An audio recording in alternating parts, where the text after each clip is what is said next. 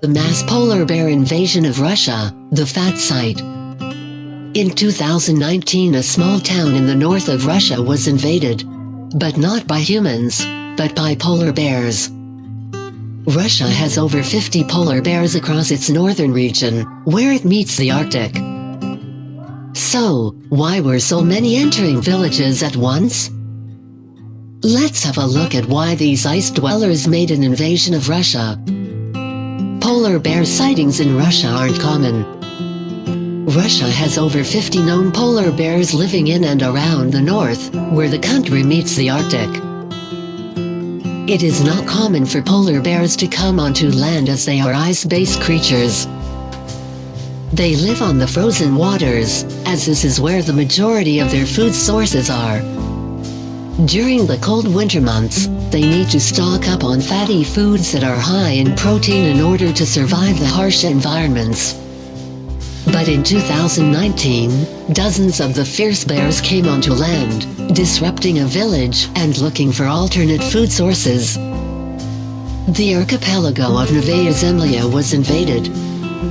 The chain of islands called Novaya Zemlya were the victims of this mass invasion.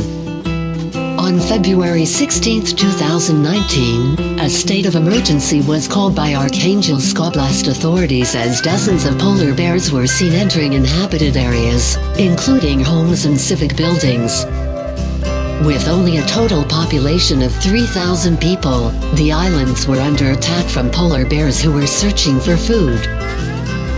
Sources: local inhabitants became scared to leave their homes in fear of sending their children to school or kindergarten in case a polar bear ate them. A local report said that at least 52 polar bears invaded the main settlement of Belusha Guba. Alexander Manayev, a local administrator, reported that between 6-10 bears had entered buildings in the area. Head of the local administration, Zhigan Shemuzan, said that there had not been this many polar bear sightings or quite an invasion since 1983. Specialists were deployed to help the situation. The situation was getting out of hand, and people were being chased down the streets by the unruly bears. In fear of their lives, a specialist team was called in to save the villagers after an unsuccessful attempt to scare the polar bears. Off with patrols of vehicles and dogs.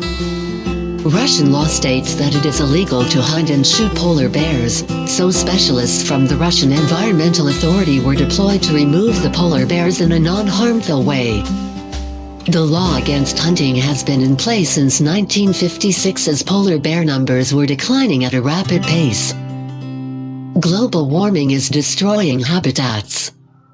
In the mass polar bear invasion of Russia, footage from locals showed polar bears searching through the local dump and garbage piles for food sources.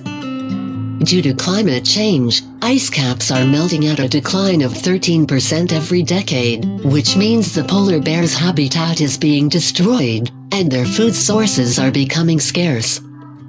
Along with this, an estimated 22,000-30,000 polar bears live in the wild worldwide. That is a lot of rehoming to do. As a result, polar bears have to relocate and adapt their diet to their surroundings. Although polar bears won't actively seek out humans to eat, they are drawn to built-up areas as they have garbage dumps which are initial food sources for bears to find. Realistically, these garbage piles are not sustainable for polar bears to be able to get enough proteins, so it results in them attacking humans because they are hungry. Russia is invaded a second time in the same year. Later on, in December 2019, another polar bear invasion happened in Russia. This time located in the northeast, where Russia joins Alaska by ice, where the sea freezes over in the winter. In this case, over 60 polar bears were loitering in Ryukapi, in the Shikoku region. All activity was halted, and locals were encouraged to stay inside for their own safety. In conclusion, these astonishing events, which were scary encounters for the locals of the Novaya Zemlya Islands and the Shikoku region, will not be forgotten. Although we can't stop nature or change how the wild behaves, we all have an impact on our surroundings, and we can shape the future of our planet. Why not look into your carbon footprint and see what you can do to help slow down global warming, as you might be saving the polar bears.